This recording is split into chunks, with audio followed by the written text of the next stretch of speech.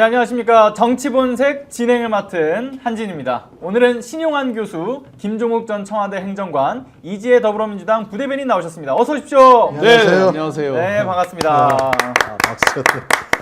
자, 오늘도 발빠르게 중요한 소식들, 내밀한 취재 정보들 좀 살펴보도록 하겠습니다. 자, 먼저 바로 좀 소식 들어가 봐야 될 것 같은데, 일단 이재명 정권이 출범하고 난 이후에 가장 이제 초미의 관심사 중 하나는 이 내란 세력을 어떻게 척결할 것이냐에 대한 관심이지 않을까라는 생각이 좀 들어요. 근데 또 그 중에 또 하나는 이 세력의 준동 문제. 그래서 특히나 이제 내란 속에 윤석열을 체포할 때 있어서 저지했던 대통령 경호처의 문제가 아무래도 많은 걱정과 우려를 낳았잖아요. 제대로 이재명 대통령에 대한 경호가 가능하겠냐 이런 우려였는데, 일단은 뭐 경호처 차장이나 차장은 아주 뭐 핵심적으로 괜찮은 분들이 인선이 됐어요. 특히 제 스픽스에 자주 출연하셨던 네. 박관천 같이 부단장님도 많이 방송을 들어가셨고요. 했죠. 네. 예. 그런데 다만 그 내부의 이제 경호처 소식들을 들어보게 되면 이미 윤석열 김건희 때 당시에 자기 사람들로 많이 채워졌다. 그리고 이제 뭐 더 이상 못 해먹겠다 해서 뛰쳐나간 사람들도 있다 보니까 이 과도하게 이 충성심이 그득한 사람들만 남아 있는 상황에서 제대로 되겠냐 이런 걱정과 우려가 있었죠. 네. 근데 이제 본부장 5명을 싹 다 이제 배제시킨 거 아닙니까? 네. 이 상황들에 대해서 우리가 이제 더 이상 걱정할 부분은 없는 걸까요? 어떻게 되는 거? 일단 경호처가 왜 중요한지에 대해서 1963년 존 F 케네디 미국 댈러스에서 연설하고 나오다가 이제 저격을 당해서 서거를 했죠. 예. 그때 당시에 경호팀에서도 A팀, B팀, C팀 뭐 이쪽 내부에 이제 알력들이 있을 거 아니에요. 차에 좀 더 붙여서 경호를 해야 된다, 멀리 떨어뜨려서 좀 더 친밀하게 해야 된다 등등등 경론을 벌이고 하는 순간에 저격을 당하면서 그 골든타임을 놓치고 이제 서거를 한 거죠. 예, 그렇죠. 81년 로널드 레이건 워싱턴 DC에서 연설하다가 저격을 당했죠.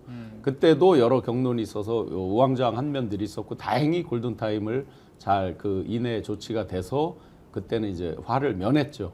이렇듯이 이 경호처 내에 어떤 트러블이 있다는 건 직접적으로 국가 최고 원수 경호 대상에게 이제 해를 미치게 됩니다. 예. 실제.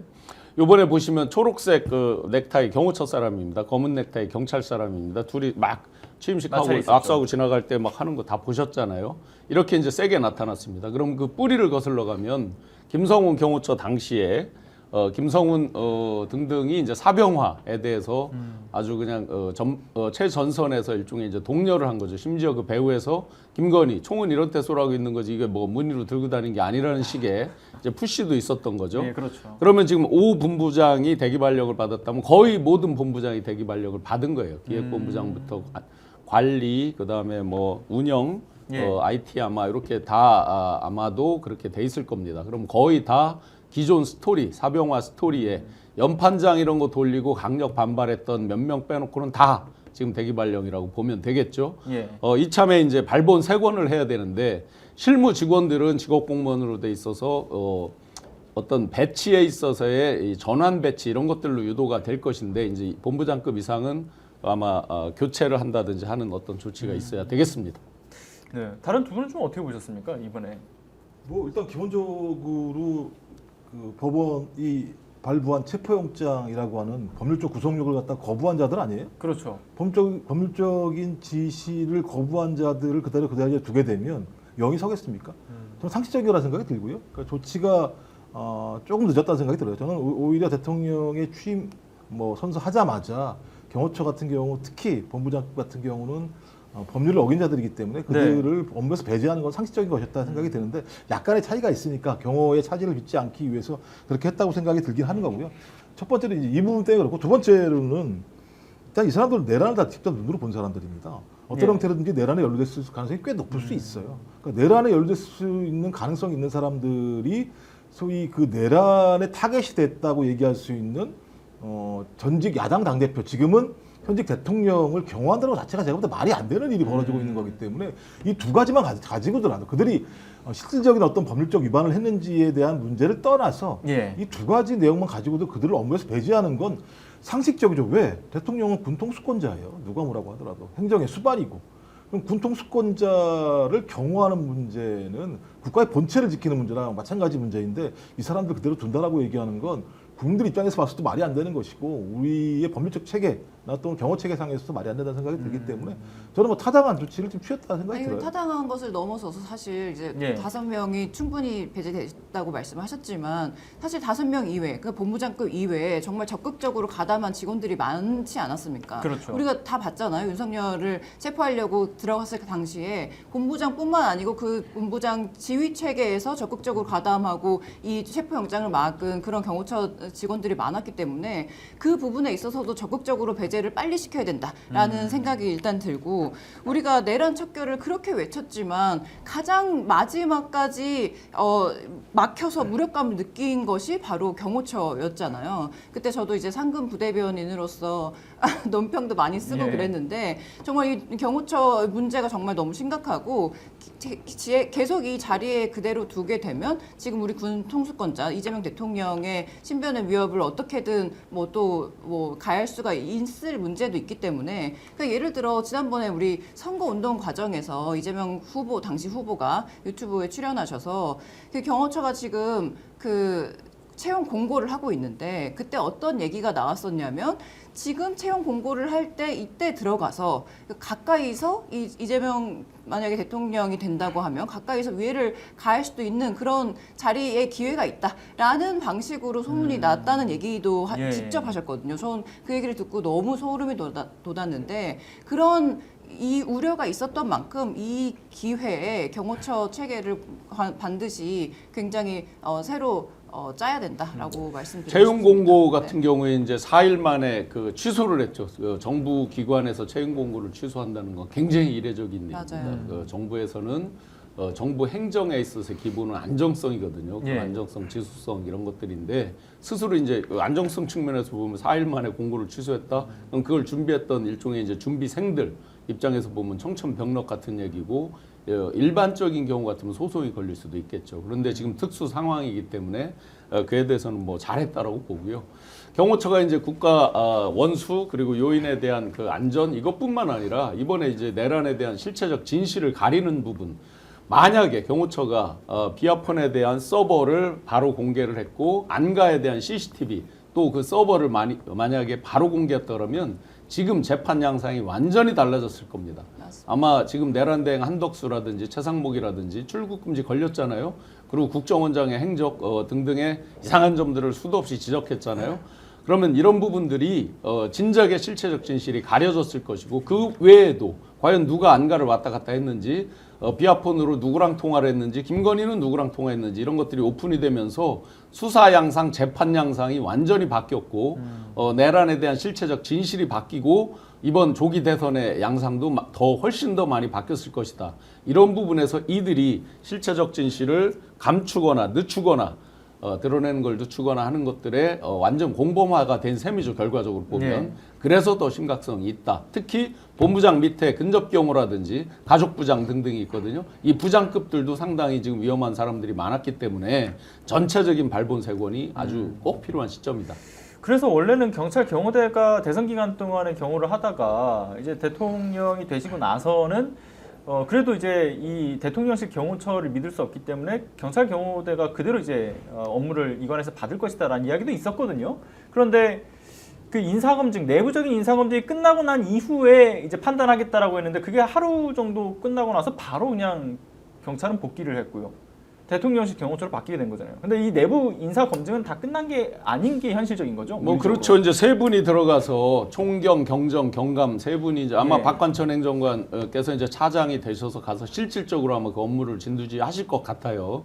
뭐 이제 그렇게 공직에 가셔서 개인적으로는 평소에 이제 전화도 많이 하고 했는데 아무래도 조금 이제 더 어려울 것 같아서 제가 다 별도로 연락을 안 드렸는데 네. 그런 부분에 이제 해박하시기 때문에 또 총경, 경정, 경감 이분들이 가서 이제 지금 이걸 어떤 인사에 대한 기존 검증 그리고 그 동안에 만약에 내란에 어느 정도까지 가담했는지 등등을 체크를 하고 계시기 때문에 충분히 이제 시간을 갖고 검증을 할 것이다. 그런데 일단은 가장 극렬하게 저항하는데 어떤 일조를 했던 사람들 위주로 먼저 일단은 예. 스톱을 시켜놓지 않았을까 싶습니다. 그렇죠. 그리고 전 또 하나 궁금한 게 원래 이제 그 경호 업무라고 하는 게 대통령에 대한 경호 업무는 원래 경찰이 하고 있던 업무였었잖아요. 근데 박정희 때 이게 독립 되면서 대통령 직속으로 이제 들어갔던 것으로 알고 있는데 1963년도에 아마 생겼을 겁니다. 그렇죠. 네, 그래서 존 F 케네디 그 부분도 영향을 미쳤을 겁니다. 아 그렇군요. 근데 이제 박정희 때 이게 대통령 경호처가 독립돼서 이게 나오게 되면서 너무 지나치게 사병화됐다. 권력이 또 비대하게 좀 집중된 측면이 있다. 이런 지적들이 있어서 올해 1월만 해도 민주당 의원들이 이제 단합해서 이걸 이제 경찰로 다시 이관하는 걸 추진하는 입법을 낸 걸로 알고 있거든요. 그래서 이게 실제로 대통령의 경호처를 좀 경찰로 이관을 해야 되는 것과 관련된 이 내용에 대해서 세 분은 좀 어떤 입장이십니까? 제가 볼 때 그 부분 관련해서는 토론이 좀 필요하다고 봐요. 그러니까 예를 들면 이 경호처 자체가 진짜 문제인 건지 실제적으로 그렇지 않은 건지 판단을 해봐야 되는데 제가 아는 문재인 정부 때 경호처 같은 경우는 그 경호처 직원들이 신입으로 뽑히게 되면 예. 그 시민 교육을 시켜요. 그러니까 어떻게 되면 민주적 소양을 갖춰야 되는가, 인문학적 소양을 갖춰야 되는가라는 교육을 시킵니다. 제가 거기 3년 동안 강의를 가봐서 아는 가르쳤는데 상당히 예를 들면 전문적인 요원, 훌륭한 요원들을 다 선택을 해서 교육을 시켜요. 그러니까 저는 그래서 경호처 같은 경우는 그렇게 잘 준비돼서 그다음에 대통령의 철학에 맞게 잘 운영되면 좋은 건데 그러니까 윤석열 전 대통령이라고 하는 사람의 그 특이성이란 부분들이 경호처를 갖다가 아니면 경찰로 이관할 것인가의 문제로 가는 것이 맞는지 안 맞는지에 대해서는 저희가 다시 한번 판단할 필요가 분명히 있다는 생각이 들고 저는 원론적으로는 다른 나라들이 많이 채택하고 있는 경찰이 실제적으로 경호를 맡는 것이 타당하다는 생각을 갖고 있긴 합니다만 그 부분과 관련해서도 이것은 경호처가 가지고 있는 특성들이 우리나라에서 존재하고 있기 때문에 그 부분을 쉽게 바꾸는 거에 대해서는 좀 판단을 좀 유보할 수밖에 없는 상황이어서 아마도 대통령실 내부에서도 논의가 있을 것 같고 말씀하신 것처럼 박관천 지금 차장으로 가셨으니 내부에서 그 얘기를 할 것 같고요. 저는 그런 내용들을 가지고 좀 시간을 갖고 결정할 필요가 있다는 생각이 들어요. 그냥 이걸 빨리 넘겨야 된다라는 식의 문제만을 가지고 접근할 필요는 없다라는 생각이 들어서 이건 좀 조심스러운 접근이 필요하지 않을까? 저도 좀 동의하는 부분인데 사실 경호처가 문제다. 경호처를 구성하고 있는 사람들이 문제다라고 하기에는 사실 경호 인력들이 굉장히 고급 인력이고 굉장히 훈련도 많이 받고 이 국적 철학이나 본인들이 하는 업무에 대해서 굉장히 자부심이 많은 집단입니다. 그런데 지금 경호처가 문제가 됐던 이유는 제가 볼 때는 이것은 김건희 라인에 김건희를 등에 업고 김건희를 위해서 뭐든지 할 수 있는 그런 사고 방식을 3년 동안 탑재했기 때문에 지금 이런 사태가 벌어진 것이 아닌가라는 생각이 들거든요. 그러니까 김건희를 지키기 위해서 그 김건희가 지키는 윤석열을 지키기 위해서의 사병화로 지금 동원이 됐던 것이지 사실 경호처 자체 문제라고는 좀 더 다시 좀 생각을 시간을 두고 따져봐야 되지 않나라는 생각도 듭니다. 저는 이제 제가 세미나에도 참석을 해봤는데요. 경찰로 경호를 돌리고 하는 부분들 많은 분들이 이제 경호처 경호에 대해서 불신이 있고 사병화된 거에 대한 아주 엄청난 우려와 어떤 폭발하는 민심 이런 것들을 다 봤기 때문에 그런 마음은 이해를 하지만 현실적으로 대한민국 현실을 놓고 봤을 때 경찰로 완전히 가는 게 과연 쉽느냐 하는 부분에서는 반대 의견입니다. 기본적으로 아마 그 경찰에서 발표하신 분께서는 서운할지 모르지만 실제로 이제 전 세계에서 대통령의 직속 기관으로 그 경호처를 둔 나라가 4나라밖에 없다는 겁니다. 스탄자 들어가는 나라랑 주로 북유럽 관련되거나 이쪽 이렇게 돼 있어서 우리가 경찰 경호를 얘기할 때 북유럽의 케이스를 많이 이야기를 합니다. 북유럽이 아니라 스탄자 들어가는 국가들이 직할로 돼 있고 북유럽 경호를 이제 예를 많이 드는데 특수성이 분명히 있습니다. 대한민국은 군과 경이 함께 외곽을 경호하는 체제고 안에 이제 내부적인 거를 경호처가 하는 체제입니다. 즉 군과 경을 같이 동원을 해서 움직여야 되는 체제로 되어 있습니다. 아마 남북 대치 상황 특수성과 분명히 연관이 돼 있겠죠. 그러면 경찰로 이관했을 때 현재 63년도 이후로 쭉 이렇게 경호처 체제로 오면서 경찰 내에서는 요인 경호에 대해서 체계적으로 훈련받은 분이 50여 명밖에 안 되는 것을 들었습니다. 제가 일일이 확인은 못했지만 지난번에 그 사태가 났을 때 물어봤을 때 그렇게 들었습니다. 자, 그렇다면 이런 전문 인력을 흩뿌리거나 조직을 개편해서 새롭게 군까지 동시에 동원하는 시스템을 갖기가 쉽지 않을 겁니다. 그들이 가지고 있는 어떤 방어 무기 체계 이런 것뿐만 아니라 노하우 그리고 우리가 눈에 보이지 않는 경우들이 많거든요. 이런 부분에 대한 부분까지를 다 고려했을 때 결국은 좀 전에 대변인님 잘 말씀 주셨는데 그들 개인의 문제는 아니라고 봅니다. 전체적인 시스템으로 투명하게 만들고 즉 그들이 이제 개선안과 등등에서 발표된 것처럼 예를 들어 경호처장을 국회 통제를 받게 한다. 단 한 번도 국회 출석한 적이 없습니다. 국회 출석하게 만들고 감사관이라든지 이런 부분을 외부 개방형으로 하고 임기제로 못을 박아서 아주 객관적으로 내부 투명성, 감찰, 감사를 하게 만들어서 혹시라도 이상한 어떤 생각이나 행동을 하는 사람들을 걸러내고 하는 것들 이런 것들을 시스템적으로 만들어서 사병화가 못 되게 만드는 이게 중요한 것이지 지금의 어떤 대한민국 특수성 시스템으로 보면 경찰로 완전히 이관한다 쉽지 않다고 봅니다. 이제 말씀하신 그 부분이 핵심적인 부분인데요. 왜냐하면 경호처라고 하는 건 매번 취약한 구조에 있을 수밖에 없어요. 그러니까 민주적 통제가 안 돼요, 실제적으로. 왜냐하면 대통령을 경호한다는 이유이기 때문에 매우 외회적인 조치들을 많이 취하는 경우들이 많이 있고 그리고 내부에서도 마찬가지입니다만 경호처는 독자성을 가지고 있는 측면들이 꽤 있습니다. 근데 그 독자성에 대통령의 독특한 독자성이 결합되게 되면 항상 저렇게 튈 수 있는 경호처로 만들어낼 수 있어요. 그러면 말씀하신 것처럼 대한민국의 특수성, 소위 이제 분단된 상황이라고 하는 특수성, 그 다음에 군경이 합동으로 대통령을 경호해야 된다는 문제점, 이런 특수성에 결합되는 민주적 통제를 어떻게 할 수 있을 것인가라는 국민이 납득할 만한 대안들이 나와야 되는 거죠. 왜냐하면 한 번의 사례가 등장한 거죠. 과거에 뭐 군사독재 시절에야 독재 권력의 대통령의 권한을 빙자해서 경호처에 있는 사람들이 농단을 했다라고 하는 측면들은 독재 양상이라고 한다면 민주화된 국가에서도 그런 일이 일단 윤석열 정부하에서 벌어졌기 때문에 이런 일이 벌어지지 않도록 하기 위해서는 어떻게 하면 경호처를 민주적으로 통제할 수 있을 것인가. 말씀하신 것처럼 국회이든 아니면 어디든 상관없이 이 부분들을 통제할 수 있는 권한이 없게 되면 언제라도 소위 윤석열 같은 존재가 등장하게 되면 경호처의 상층 라인을 바꿔가지고 자기들 마음대로 할 수 있는 거죠. 그들이 저항했지만 많은 분들이 저항했죠. 그 체포영장이 들어왔을 때 스스로 예를 들면 경호를 갖다가 아예 방기하는 방식을 통해서 했던 경우들이 있습니다만 이것은 예를 들면 아주 예외적인 사례인 거죠. 만약 그것이 실행되는 일이 벌어져서 그 당시에 실제적인 예를 들면 물리적인 충돌이 발생했다고 생각을 해보십시오. 내란이 발생했는데 또 내란 사태 이후에 그것 때문에 물리적 충돌이 벌어졌다고 얘기하는 것 거의 내전 양상으로 갈 수밖에 없는 상황이기 때문에 말씀하신 특수성 플러스 민주적 통제가 할 수 있는 방안들을 빨리 좀 도출해낼 필요가 있다. 안 그렇게 되면 한쪽 면만 강조하는 문제가 될 수 있기 때문에 또 다른 어떤 내부적인 모순을 갖고 갈 수 있다는 생각이 들어서 아까 그 말씀하신 신영환 교수님 말씀처럼 그런 조치들이 좀 필요하다는 생각이 듭니다. 짧게만 덧붙이고 싶은데 지금 경호처를 뭐 경찰로 이관하느냐 어떻게 민주적인 통제를 받느냐 이런 문제도 굉장히 중요한데 지금 당장 중요한 것은 어떻게 지금 이재명 대통령의 경호를 그 본분에 맞춰서 충실히 잘하느냐 이 부분을 우리가 놓치고 가면 안 되거든요. 그러니까 그렇죠. 뭐 경찰로 이관한다, 뭐 어떻게 시스템 바꿔야 된다 이런 문제를 우리가 놓고 계속 왈가왈부하다가 진짜 필요한 지금 우리 대한민국의 군 통수권자인 이재명 대통령의 경호의 문제를 좀 소홀히 하는 그런 경향이 없이 완전 완벽한 경호를 먼저 체제를 갖춰야 된다라는 말씀. 제가 알기로는 이제 엊그제 바뀌면서 수뇌부가 바뀌면서 그 부분은 이제 걱정할 그 레벨은 아닌 것 같고요. 아까 민주적 통제에서 이제 제가 대표적인 예로 경호처장을 이제 국회 통제를 받게 만든다.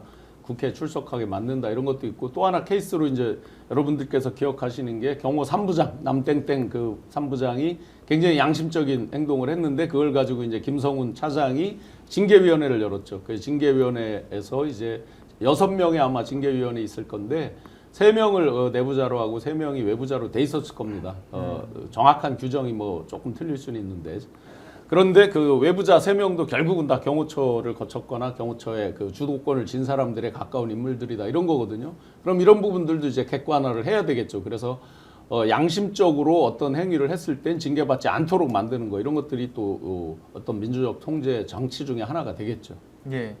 아무래도 이런 얘기가 거론되는 것 자체가 지금 끝나지 않은 내란 행위에 대한 그 공포 때문일 수밖에 없다라고 생각이 좀 드는데 자 그런데 지금 이런 와중에 내란 수괴인 윤석열 오늘 6차 공판을 또 출석을 하지 않았습니까? 역시나 뭐 아무런 이야기는 하지 않았어요. 취재진의 질문에 답하지 않고 그냥 뭐 지지자들한테 뭐 여튼 미소 정도를 날렸다 뭐 이런 얘기를 하는데 자 그런데 우리가 또 이제 관심이 드는 부분은 그런 거죠. 이를테면 사법부의 인식 변화가 어떻게 이루어질 것인가. 그러니까 어쨌든 내란 종식에 대한 부분들 여기에 맞춰서 이재명 정권이 탄생을 또 했고 또 그런 가운데 이제 소위 사법 쿠데타를 일으켰던 소위 사법 집단에 대한 그러니까 스스로도 뭐 자성을 해야 된다는 어떤 판단들도 하지 않을까라는 생각도 들어요. 왜냐하면 이전만 하더라도 윤석열 정권 때는 이 검찰 권력이 전방위적으로 확장이 되면서 사법 권력까지도 이제 침범을 했던 거 아닙니까?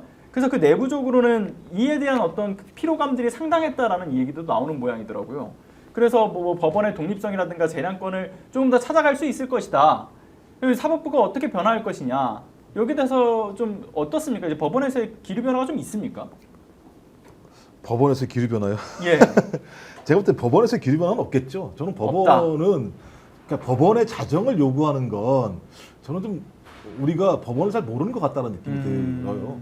그러니까 법원이라고 하는 데는 제가 지금까지 보면 특수계급으로 존재했다고 저는 생각해요. 법원들은 자기들이 예외라고 생각했던 사람들이고 자기들이 모든 것을 판단할 수 있었다고 생각을 하는 것이고 자기들은 정치에 개입하면서 정치에 되게 예를 들면 떨어져 있는 객관적인 존재자처럼 보였던 모습들이 분명히 있기 때문에 저는 이건 국회가 해야 될 몫인 거죠. 네. 검찰 개혁이든 사법 개혁이든 어떤 형태로든 제도 개혁을 하려면 입법적 조치가 필요한 것이고 입법적 조치를 하기 위해서는 국회가 판단을 해야 되는데 국회는 어떻게 판단하느냐? 저는 국민 여론에 의해서 판단을 해야 되는 거죠.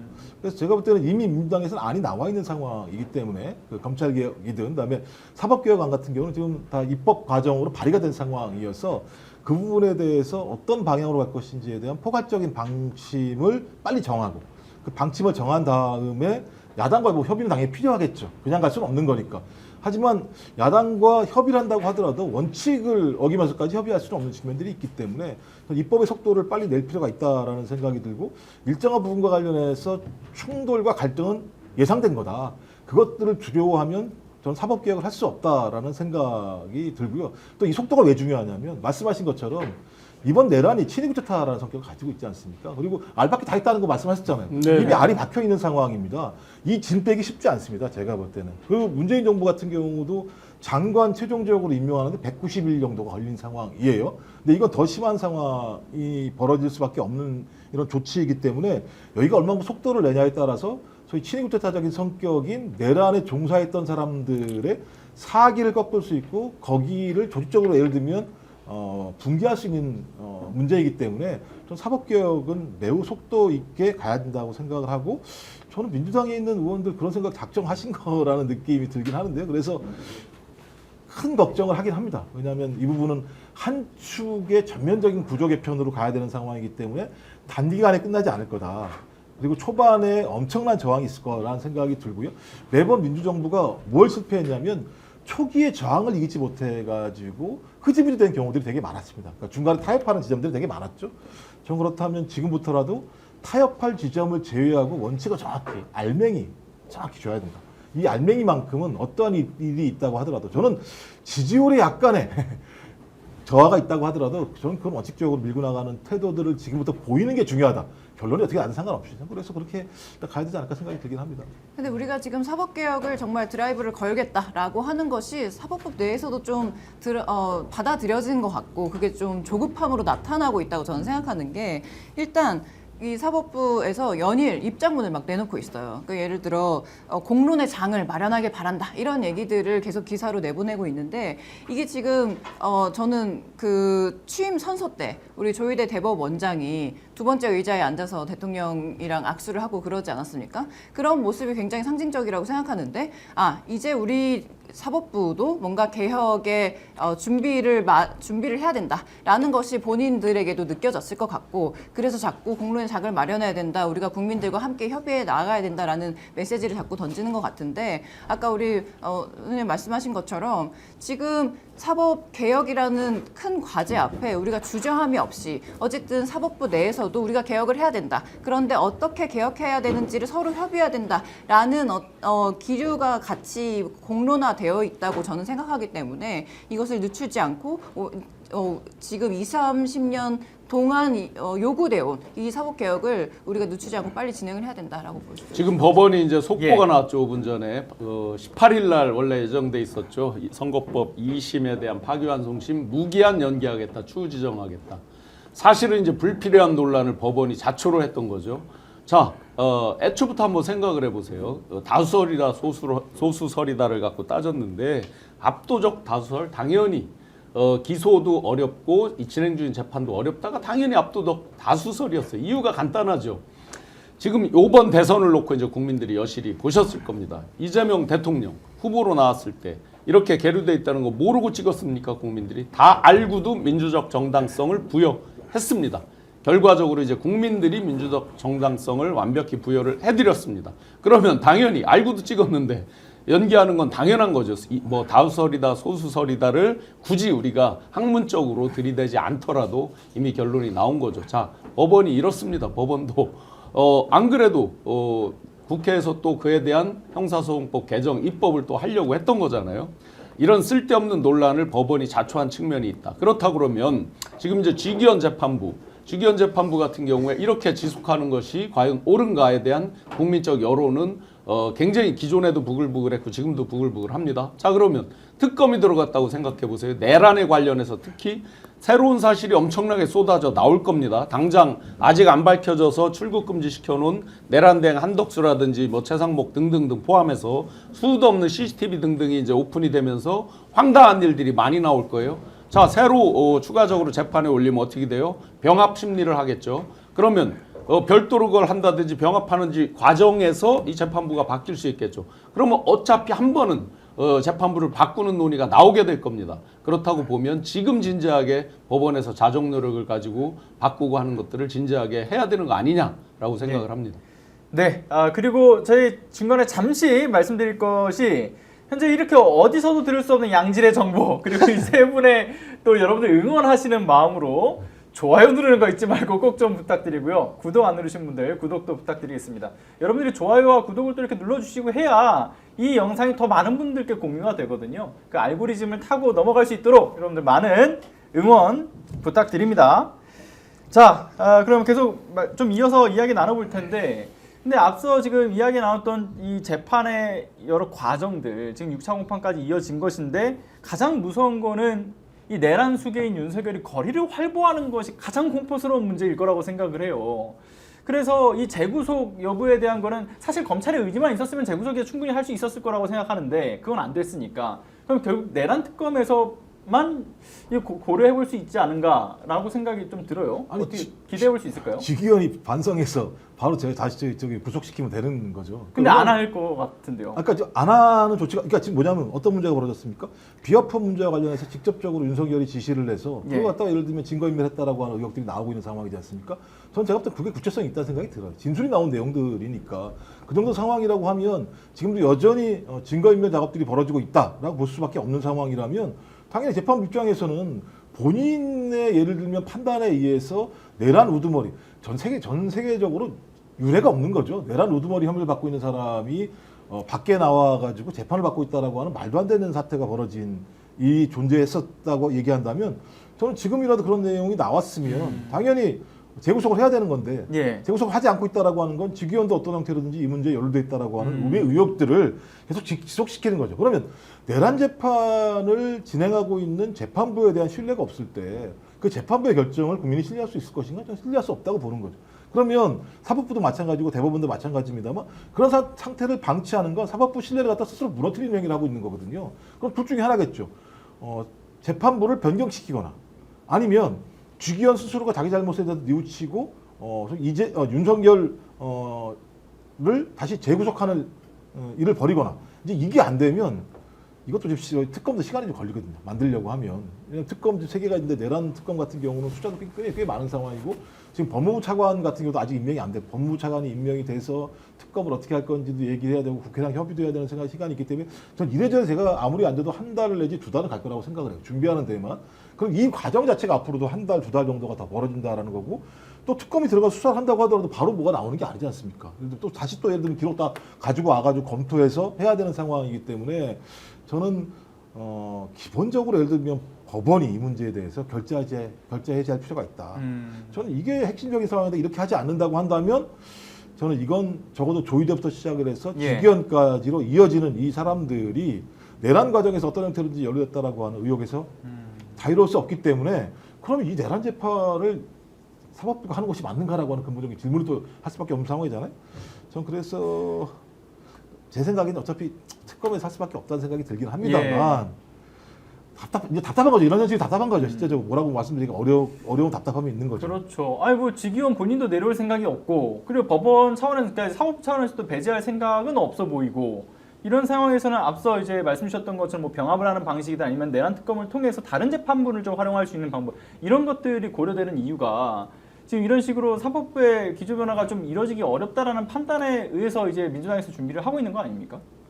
지금 그런 상황인 거죠. 그렇죠. 이제 성역처럼 자기들 스스로 바꾸지 않고 오랫동안 왔고 지금도 이제 뭐 대외적으로는 그렇게 별다른 움직임이 안 보이다 보니까 국회 차원에서 이제 입법을 통한 해결 플러스 알파 이런 것들로 이제 푸시를 하는 셈인데 공수처에서 지금 수사하고 있는 지기현 그 술 접대 건만 하더라도 마찬가지예요. 당시에는 이제 그레이스라고 하는 술집이었죠, 이름이. 예. 그런데 그 주인이 이제 그 맞은편에서 지금 장사를 하다가 영업을 중단한다는 거예요. 그렇게 보면 기존의 그레이스는 사실상 다 리모델링이 되고 없어지고 왔단 말이죠. 예. 그 다음에 지금 영업 중단을 한다. 그러면 실체적으로 조사할 수 있는 게 거의 없어요. 예. 진술자들 또는 어떤 일종의 공익제보 형태의 그런 거 외에는 실체적 진실을 캐기가 사실 어렵습니다. 그리고 이해관계에 걸려있던 분들이 제보를 한 이런 부분들, 그분들이 이제 향후에 어떤 그 직업적인 이유 이런 것들로 인해서 또 모든 걸 오픈하기 쉽지도 않은 구조예요.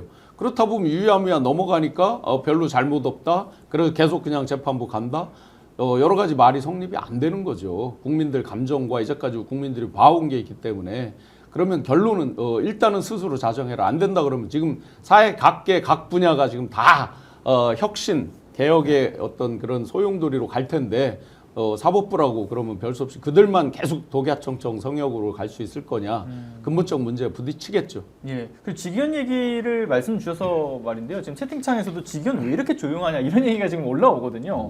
그러니까 실질적으로 진짜 그 관련 있는 사람, 그러니까 말씀 주셨던 그 룸사롱의 그 주인이 뭐 잠적을 하고 뭐 이런 상황까지 벌어졌기 때문에 공수처 수사도 제대로 이루어지긴 좀 어려운 상황이다라고 지금 봐야 되는 거죠.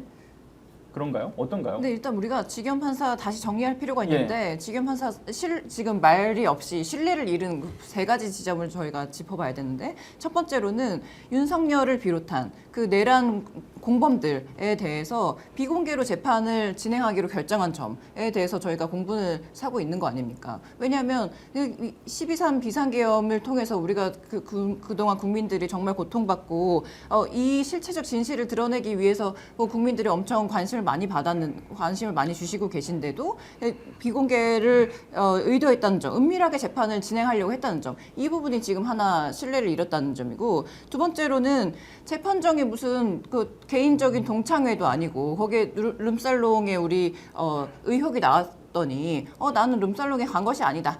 예. 삼겹살만 먹었다. 이렇게 자기 개인적인 이야기를 법복을 입고 그 공정한 재판정에서 이야기했다는 점. 그리고 마지막으로 사실 삼겹살에 소맥만 먹었다고 했는데 사실이 아니라는 것이 또 밝혀지지 않았습니까? 그러니까 이 모든 것에 있어서 지금 직위원 판사의 신뢰도를 잃은 이런 상황인데 이것도 지금 앞서서 두 분께서 말씀하신 것처럼 직위원 판사 개인 문제 그리고 사법부의 신뢰 문제가 이렇게 바닥에 떨어진 상태에서 우리가 공수처에 지금 수사를 좀 기대할 수밖에 없는 상황인데 사실 지금 공수처가 어떤 부분이냐면 문제가 있냐면 공수처에 몰려있는 수사건들이 엄청 많습니다. 예, 그러니까 윤석열 그렇죠. 전 대통령부터 시작해가지고 김건희 뭐 등등에 많이 몰려 있는데 지금 한 가지 그래도 우리가 좀 기대해 볼 만한 것은 이재명 대통령이 공수처의 기능을 좀 확대하겠다. 그래서 뭐 수사권도 가지고 오겠다라고 하면서 대대적인 확대 개편을 지금 말씀하지 않으셨습니까?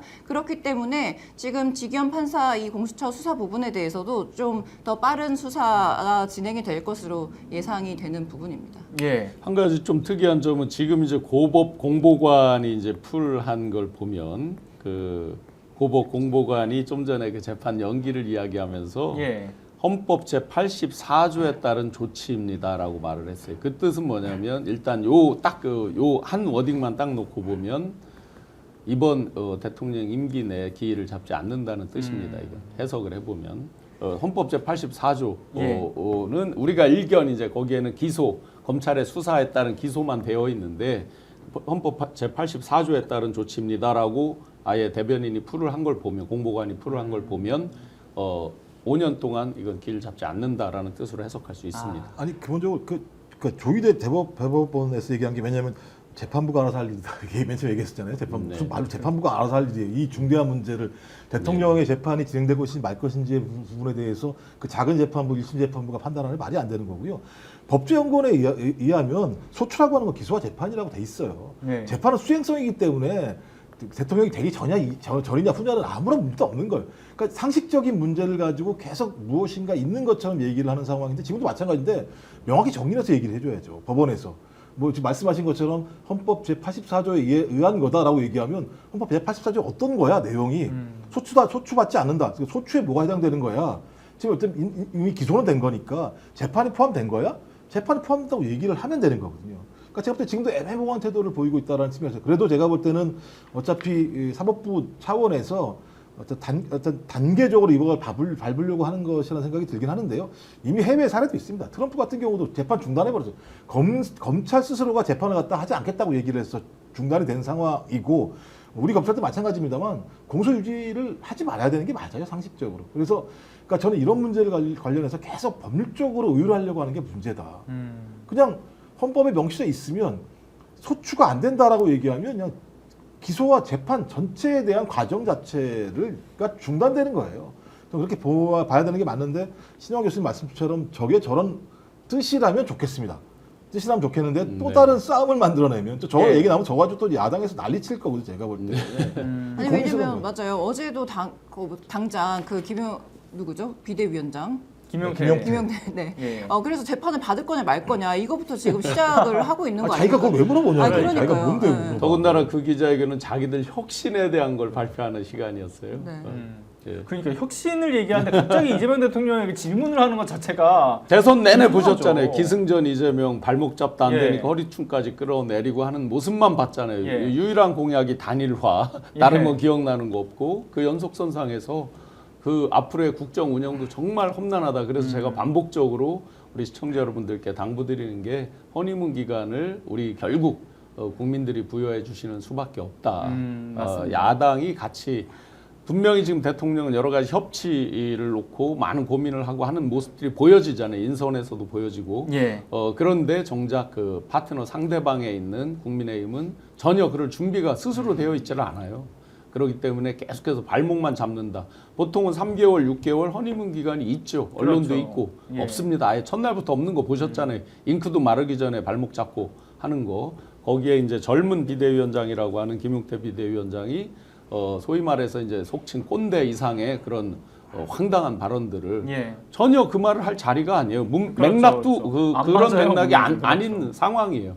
그 상황에서도 이런 짓을 한다. 결국 국민들이 적극적으로 국정 성공할 수 있도록 도와주셔야 된다라고 당부드리겠습니다. 김용태 비대위원장은 보면 볼수록 그냥 자기 욕심을 너무 그대로 드러내고 있다라고 생각이 드는데 원래 지금 6월 말이면 임기가 마지막이잖아요. 근데 이제 9월까지 관리형 비대위 체제로 가지고 간다. 그러면서 9월까지 자기 비대위원장 자리를 유지하기 위해서 그럼 외부의 적을 좀 상정하자. 그래서 이재명 대통령을 공격하기 위한 프레임을 그래서 그냥 문맥이 안 맞는데 띄워넣은 게 아닌가라는 생각도 좀 들더라고요. 유명한 농담 있잖아요. 핫바지라고 이제 앉혀놨어요. 그런데 핫바지인데 그렇죠. 입어보니까 이게 나한테 꼭 맞아. 피팅 맞춤형 바지가 되는 거예요. 벗기 싫어요. 벗기 싫은데 자꾸 구실을 만들어야죠. 구실은 어디로 만들어요? 밖으로. 이게 이제 국정 운영에 결국 발목을 잡는 그런 황당한 꼴이 된다. 그렇군요. 자, 그러면 저희가 이제 또 다음에는 이제 이재명 정부의 인선 얘기로 좀 넘어가서 이야기를 나눠봐야 될 것 같은데요. 자, 지난번에 그 첫 인선에서 보게 되면 이제 김민석 총리, 강훈식 비서실장, 유상락 안보실장 때도 많은 이야기들이 거론됐던 게 뭐냐면, 야, 이거 개파를 넘어서는 전략적 삼각편대를 이뤘다라는 이야기들도 평가가 있었고요. 그리고 통합과 실용을 좀 중시하는 그 어떤 이재명 대통령의 국정 철학의 면모를 좀 시작부터 보여줬다 이런 얘기도 있었는데. 이번에 보면 정무수석에는 이제 우상호 전 의원이 들어갔고, 그리고 이제 민정수석에 오광수 전 검사, 그리고 이제 홍보수석에는 이규현 전 JTBC 대표가 들어간 거 아니겠습니까? 일단 이 세 사람의 인선에 대해서 물론 좀 논란이 있는 경우도 있긴 합니다만은 어느 정도는 정리되어가는 과정이 있다라고는 보여지는데 인선 어떻게 세 분은 좀 평가를 하셨습니까? 보시면서. 제가 먼저 얘기하나요? 예. 이거 너무 뜨거워서. 저는 기본적으로 제가 계속 일관된 입장은 뭐냐면 건강한 토론이 벌어지고 있다. 네. 그러니까 오광수 민정수석 문제와 관련해서도 마찬가지입니다만 예를 들면 믿자, 그만 얘기하자. 저는 이 말에 동의하지 않습니다. 어떤 형태로든지 계속 토론은 이루어져야 되는 거죠. 신뢰한다고 토론을 안 하는 건 말이 안 되는 거다. 토론을 한다라고 얘기하는 건 국민들이 어떤 의견을 갖고 있는지, 지지층이 어떤 의견을 갖고 있는지를 밝히는 것이고 그런 지지층의 의견들을 잘 들었을 때만이 임명권자와 임명된 자가 어떤 방향으로 가야 되는지에 대해서 자기 스스로 방향을 잡을 수 있기 때문에 토론은 좀 계속돼야 된다고 생각을 하고 있고 대신 이제 어제부로 대통령의 의중을 대통령실이 설명함으로써 정리는 되는 분위기 같아요. 그러니까 대통령이 민정수석에 대해서 충분히 민정수석의 검찰개혁 또는 사법개혁에 대한 의지를 충분히 읽었고 거기에 대해서 신뢰를 한다라고 하는 측면들이 하나였다라는 생각이 들고 또 하나의 측면 같은 경우는 검찰개혁이라고 하는 부분이 매우 중대하기 때문에 검찰을 아는 사람의 어떤 칼이 필요하다라고 생각한다라는 의견도 나왔다는 생각이 들어요. 저는 그렇다고 하더라도 그 칼이 칼처럼 잘 쓰여지지 않은 경우들이 꽤 많았었기 때문에 지금까지 예. 당연히 칼이 어떤 방향으로 잘못 갈지도 모르는 측면이기 때문에 잘못된 방향으로 가지 않도록 하기 위한 우리의 토론은 계속적으로 필요하다라는 생각이 들고 뭐 어떤 정권도 어떤 리더도 오류가 없다고 볼 수 없는 측면들이 있기 때문에 저는 이런 토론이 필요하다고 생각이 들었고요. 그다음에 정무수석 제가 홍보수석 이규현 홍보수석은 TV로만 봐서 잘 모르겠어요. 근데 이제 우상호 정무수석 같은 경우는 4선이지 않습니까? 그렇죠. 비서실장보다 한 선이 더 높은 저기 비서실장 3선인 것이고 여야를 두루 널리 관계가 넓은 거로 제가 알고 있고 또 하나는 지지층들이 별로 안 좋아하죠. 왜냐하면 친명 아닌 것 같은데 뭐 예. 약간 옆길로 간 것 같은데 저는 이걸 다 고려한 인사라는 생각이 들었어요. 아. 그래서 어떤 형태로든지 이재명 대통령 나는 일을 할게. 그러니까 제발 싸움은 절대 하지 말자. 싸울 만한 일들을 사전에 미연에 막았으면 좋겠다는 생각이 저는 정무수석과 홍보수석의 임명을 통해서 적어도 야당에게 보내는 시그널이 있었다는 생각이 들어서 우리 싸우지 말고 일하는 시간이다. 나에게 일할 수 있는 시간을 줘라. 내가 이 정도 인사를 했으면 당신들도 그 부분에 대해서 합당하게 서로 타협적인 지점이 필요하지 않겠는가라는 생각이 들어서 이 정도의 인사라고 얘기한다면 저쪽도 딴지를 쉽게 걸기는 어렵겠다는 생각이 들어서 이 정도 좋다라는 생각이 들고 저는 민정수석 임명을 가서 우리 당 지지층과 당원들의 힘이 세구나 라고 하는 걸 확인한 것 같다. 좀 그렇다면 이런 게 좀 조화스러운 거 아닌가 생각이 들어서 아직까지는 약간의 삐걱은 있었지만 그래도 제 궤도로 잘 달리고 있지 않은가 생각이 듭니다. 예. 저는 이제 전반적으로 보면 어떤 느낌이 들었냐면 첫 번째로 역대 어떤 정부에서도 인선이 처음에 발표가 되면 야당에서 먼저 공격을 하거든요. 인물 이렇고 저 인물 저렇고 그래서 절대 안 된다 반대다 이렇게 얘기하는데 지금 오히려 야당은 굉장히 조용해요. 그래서 굉장히 괜찮은 인선을 이뤘구나라는 생각이 첫 번째로 들었고 두 번째로 든 생각은 말씀하신 것처럼 이제 이재명 대통령이 진짜 일하고 싶구나. 일할 사람을 뽑았구나 라는 생각이 들었어요. 그 우상호 정무실장 같은 경우에도 지금 4선의 정무실장이고 사실 그 자리에 앉기로는 오버스펙이죠. 그럼에도 불구하고 지금 여야 지금까지 굉장히 많은 그 국정 운영을 겪어왔고 그리고 다선을 하면서 그리고 민주화운동 첫 번째 세대로서 대표 주자로서 지금 야당과도 소통이 잘 되는 그런 인사로 뽑히지 않습니까? 그래서 굉장히 그 자리에 정말 소통이 필요한 자리에 잘 앉혔다라는 생각이 처음에 들었고 그리고 또 오광수 민정수석 같은 경우에는 지금 조국 혁신당에서 그러니까 야당도 발언을 하지 않았는데 조국 혁신당에서 지금 걔가 사람을 물 인사다라고 지금 반대의 입장을 표명했었어요. 그래서 그게 좀 이례적이라고 봤는데 사실 이 의원들한테 취재를 해보니까 이 양반이 정말 이 내부를 잘 아는 특수통이다. 그렇기 때문에 내부를 잘 알아서 내부 개혁을 정말 잘할 수 있는 적합한 인물이다라는 평이 한 가지가 있고 두 번째로는 또 이번에 그 인사 논란이 생기면서 사실 이 오광수 민정수석도 지금 본인이 긴장하고 있다는 거예요. 그래서 정말 잘해야 되겠구나. 검찰개혁이 이렇게 많은 사람의 관심이 쏠리고 그리고 우리 지지자들이 진짜 검찰개혁을 잘할 수 있는 인사인지 아닌지에 대한 관심이 쏠리다 보니까 본인도 긴장하면서 잘해야겠구나라는 어떤 마음가짐을 다잡고 있다. 이런 말씀을 하시더라고요. 그러니까 그런 것으로 볼 때 지금 이 민정수석 같은 경우에는 뭐 여러 가지 논란도 있고 논쟁도 있고 하지만 그럼에도 불구하고 어쨌든 대통령께서 인사권자이시고 최종적으로 결정을 하지 않았습니까? 그래서 우리가 지금 이 인사 논란에 대해서도 처음에 인사 내정을 하기 전까지는 여러 가지 토론이 있을 수는 있지만 만약에 지금으로서는 이 내정이 된 이후로서는 이 사람이 진짜 그 자기 역할을 잘 할 수 있도록 우리가 도와주고 응원해주는 역할이 남지 않았나라는 생각이 듭니다. 지난 며칠간 아주 뜨거운 비판 그리고 팩트에 기반한 많은 그 아주 세세한 지적 이런 것들을 분명히 비서진이 다 취합해서 올렸을 겁니다. 그에 대해서 충분히 검토하고 판단했을 걸로 봅니다. 무슨 오기로 뭐 국민을 이기기 위해서 억지로 한다 이런 건 아니죠. 예. 그럼에도 불구하고 이제 인선을 했다 대통령이 그럴 때는 분명히 이유가 있습니다. 이 검찰 개혁에 대해서 한마디 말씀하신 게 있죠. 사람으로 하는 게 아니죠. 결국은 시스템으로 하는 거고 법으로 하는 겁니다. 시스템의 정점은 법입니다.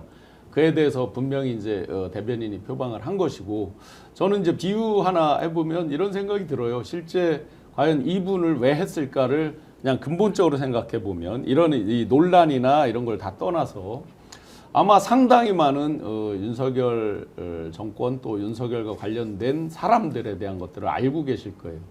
그러면 제가 비유를 해보면 제가 작년 2월 7일 날 영입이 됐는데 그 뒤에 한참 지나서 10월 달에 이제 명태균 게이트부터 시작해서 수많은 보따리들이 나오잖아요. 아마 이분도 시간이 지나고 나면 소위 말하는 효능감 부분에서 전혀 다른 사람들보다 훨씬 더 강하게 나올 수도 있겠다라는 사실은 이제 기대감을 갖고 있습니다. 지나온 부분에 대한 비판 이런 부분들 충분히 아마 저도 인정을 하고 수용을 하고요, 당연히.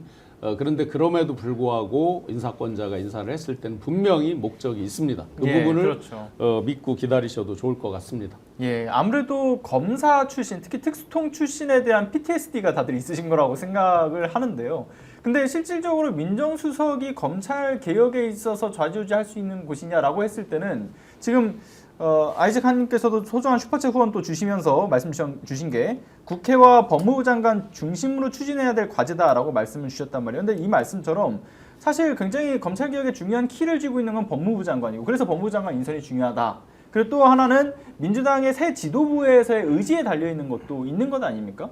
그러니까 결국은 너무 민정수석에 대한 과도한 우려의 표출일 수도 있다라는 생각도 좀 드는 부분인 것 같습니다. 그러니까 초반 제가 또 설명은 약간 좀 미숙했던 느낌이 분명히 있어요. 그러니까 민정수석은 뭐 하는 거냐? 기본적으로 인사검증 공직기강 친인척 관리를 중심으로 하는 겁니다. 그리고 예를 들면 거기에 플러스해서 대통령의 관심사항 중에 하나인 사법개혁 문제에 대해서 나름대로 네트워크 역할을 하는 거거든요. 근데 이 부분을 딱 명확히 정해야 되고 그러니까 맨 처음에 사법개혁 검찰개혁은 누가 하는 거냐? 국민이 하는 거다. 국회가 하는 거다. 그리고 예를 들면 그것을 집행하는 법무부가 하는 거다. 여기서 결정된 사항들과 관련해서 소위 민정수석 같은 경우는 그 부분에 대한 유기적인 관계들만 조정하면 되는 거다. 그런 역할을 할 수 있는 적임자다 이렇게 얘기를 설명했으면 좋아하는데 맨 처음부터 특수통이 온다. 그러니까 여기가 다 하는 거 아니야? 근데 어떻게 특수통이 이걸 다 하지라고 하는 논란을 불러오게 한 부분들 같은 경우는 초기 설명이 좀 문제가 있어서 생각이 분명히 들고요. 말씀하신 것처럼 그 이후에 얘기했던 부분들이 어차피 민주당은 그 검찰개혁과 사법개혁에 대한 공약사항들도 있고 그 안들을 다 가지고 있는 상황입니다. 그러면 그 내용을 가지고 어떻게 하면 현실적으로 넘어가게 할 것인가의 부분은 야당과의 타협 또는 야당과의 협의를 통해서 만들어낼 수밖에 없는 것이고 또 그 과정에서 만약에 검찰이나 법무부 내에 어떤 거기에 대한 반기가 있다고 얘기한다면 그것을 정확하게 예를 들면 제압한다거나 아니면 그 내용들에 대해서 내부를 설득한다거나 하는 역할 과정에서 아마 전 민정수석이 역할이 부분이 있다는 생각이 들어요.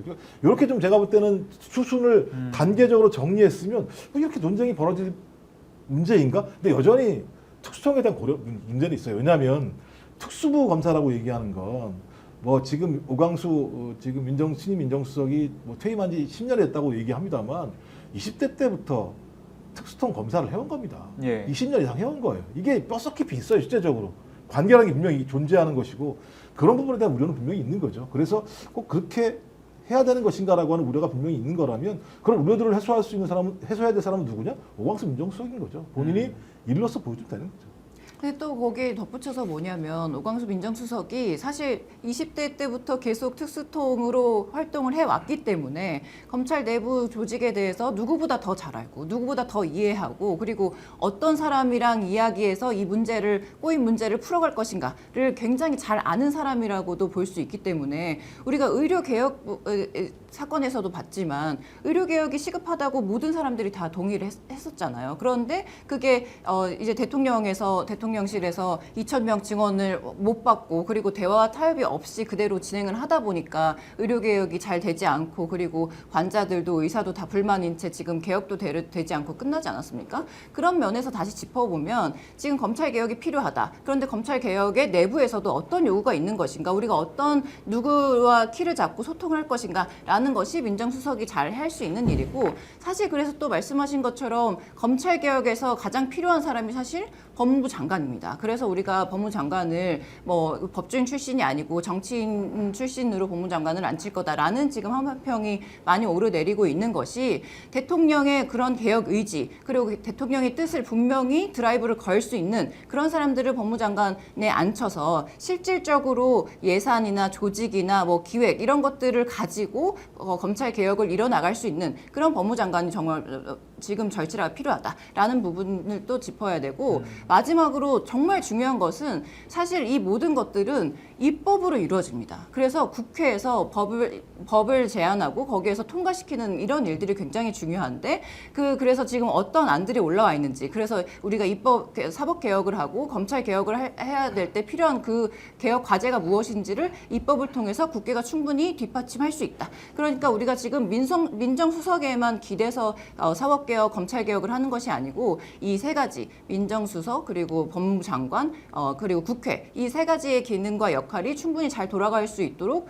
기대가 된다라는 저는 말씀을 드리고 싶어요. 예, 아무튼 오광수 민정수석에 대해서는 아무래도 우려들은 있겠습니다만, 근데 이제 논란은 점차 이제 줄어들고 있다라고 보여지는 느낌이, 지금 스픽스가 어제 긴급 여론조사를 이제 내부적으로 이제 채널 커뮤니티를 통해서 투표로 좀 받아봤습니다. 17만 명이 참여를 하셨고요. 그 오광수 민정수석 임명에 대해서 이해해야 한다라는 것이 54%고요. 잘한 일이다가 21%, 잘 모르겠다 13%, 취소해야 된다가 12%로 다수가 일단 이해해야 된다라고 지금 바라보고 계신 것 같아요. 그렇게 좀 내부적으로 일단 이재명 대통령께서 결정을 하셨으면 우리는 뭐 믿는다 이렇게 다들 이제 보고 계신 것 같다는 생각이 드는데, 다만 그럼에도 불구하고 노려보고 계시다. 이제 지지자분들, 국민들께서는 본인이 잘하는가 못하는가, 이거는 이제 또 오광수 그 수석의 제일 가장 중요한 과제로 남는 것 같아요. 아까 말씀드렸듯이 본인도 잘 알고 있다. 예, 이 잘 알고 논란을. 계시다. 그래서 제가 열심히 하려고 노력하고 해명을 있다. 해야 되겠는데, 예. 제가 이런 말하기 힘들어. 댓글에 계속 예를 들면 너 친문이냐 저한테. 예. 이렇게 너 친문이니까 이런 얘기하지 그러는데 저 문재인 정부에서 회의비 한 번도 받은 적이 없는 사람이에요. 저는 노무현 정부에서 행정관을 했고요. 저는 누가 뭐라고 얘기해도 제가 생각하는 원칙을 가지고 얘기하는 측면이 있는 겁니다. 예를 들면 그거에서 문제제기한 게 입출막인 거예요. 윤석열 정부가 했던 게 그런 거죠. 누구든지 문제제기할 수 있는 거죠. 그런 문제제기들이 이재명 대통령이 얘기한 집단지성 아닌가요? 근데 예를 들면 댓글에다 이렇게 쓰시면서 상대방의 말을 가로막는 행위를 하는 건 매우 안 좋은 행위라고 저는 생각을 하고요. 저는 앞으로도 계속 예를 들어 이런 원칙을 가지고 얘기할 거예요. 친문 저 아닙니다. 친문 아닙니다. 아세요? 저도 내가 문재인 대통령의 정치에 대해서 제가 좋아했습니까 언제? 근데 이재명 대통령께서 강조하시는 게 그런 건강한 토론에 있거든요. 그래서 이전에 왜 당원들 간에 난상 토론을 하셨던 것도 그 이유에 있다라고 보고요. 그러니까 당원들의 의견이 어떤지 이런 것들을 이제 끊임없이 이제 확인하시고 국민들의 의지를 확인하신 다음에 그걸 국정에 또 반영을 하시는 거 아닙니까? 그런 차원에서 건강한 의견 제시였다고 저는 생각을 합니다. 예. 탄탄 TV 저기로 즐기세요. 와서 하세요. 네. 왜냐하면 진짜 이재명 정부에 건강한 토론이 필요하다는 생각이 들어요. 아, 그럼요. 그래야 예를 들면 미리 예방할 수 있거든요. 한쪽 방향으로 가면 나중에 돌이킬 수가 없어요. 맞습니다. 한 번 무너지면 그 정부 복구하기 너무 어렵습니다. 제가 아는 이재명 대통령께서도 레드팀을 상당히 좋아하세요. 지금 비서실장인 강훈식 실장님도 겉으로 이렇게 알려지고 하는 거랑 보니까 몇 분을 여쭤보니까 항상 레드팀처럼 정말 이 어떤 다른 의견들, 다른 시각에서의 어떤 접근법 이런 것들을 많이 했다라고들 하더라고요. 굉장히 열려 있는 마음으로 다 포용하고 흡수하잖아요. 그런 면에서 넓게 보시면 좋을 것 같습니다. 예, 알겠습니다. 그리고 이제 앞서 뭐 여러 또 제 김종욱 전 행정관과의 토론을 더 원하시는 분은 채널로 들어가셔서 오세요. 탄탄 TV로 들어가셔서 오세요. 이어서 해주시기 바라고요. 구독자가 좀 늘으실 것 같아요. 아니 근데 그럼 내부에 이제 엄청 아니 오히려 또 응원하러 들어가시는 분들도 계실 아, 겁니다. 네. 자, 아무튼 저희 그 좋아요 눌러주신 분들 대단히 감사드리고요. 근데 아직도 좀 좋아요가 좀 부족합니다. 그래서 끝날 때까지 좋아요 안 누르신 분들 꼭 좀 눌러주십사 부탁을 드리고요. 자, 이제 광고 들어가겠습니다. 자, 최대 128만 원 놓치지 마시고요. 인터넷 TV 신규 가입 시 48만 원, 휴대폰 구입 시 최대 50만 원, 정수기 렌탈 시 최대 30만 원, 인터넷 가입과 동시에 알뜰폰 또는 휴대폰 새로 장만 없이 현재 쓰고 있는 휴대폰의 통신사만 변경하시면 최대 30만 원의 혜택을 돌려드립니다. 자, 인터넷의 성능은 다 거기입니다. 그렇기 때문에 혜택만 잘 비교해 보시면 되는데요. 자, 비교는 23년 동안 60만 명의 누적 가입자, 983억 원의 누적 현금 사은품을 지급해왔고, 그리고 개인정보 보안도 매우 철저했기 때문에 단 한 건의 보안 사고도 없었습니다. 자, 8억 원 이상의 보증보험을 가입해 한 분도 억울한 일 없도록 준비된 인터넷 비교원. 자, 인터넷 휴대폰 정수기 비교는 비교원에서 하시길 바랍니다. 자세한 내용은 1670-2571를 통해서 상담을 받으시거나 네이버에 인터넷 비교원을 검색하시고 상담 신청을 하시면 되겠습니다. 자, 그리고 더 착한 보험 파트너스 광고도 들어갑니다. 자, 단순 보험 가입만 하는 것이 아니라 최적의 보험 플랜을 제안해 드립니다. 자, 현재 가입된 보험이 당신에게 맞는지 진단 서비스와 리모델링 안내부터 맞춤 상품 제안까지 1644-1236 또는 010-7612-3303 카톡 또는 문자 상담 이야기 24시간 가능하니까요. 현명한 보험 플랜 함께 만들어 보시면 좋겠습니다. 자, 이 가격 다시는 없습니다. 50년의 전통 상하제약과 스픽스가 손잡고 공동구매 3장을 열었습니다. 품질, 가격 자신 있고요. 오직 한정기간 이 스픽스몰에서만 여러분들 누리실 수 있는 혜택이 풍부합니다. 자, 자세한 내용은 아래 나가고 있는 QR코드 찍고 접속을 하시거나 또는 이제 더보기란에 링크 추가되어 있으니까요. 확인해 주시면 되겠습니다. 더 간단하게는 네이버에 스픽스몰을 검색하시면 되겠습니다.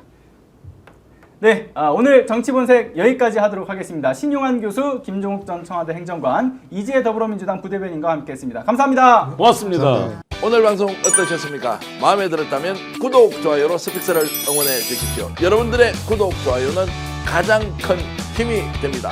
스픽스 구독, 좋아요.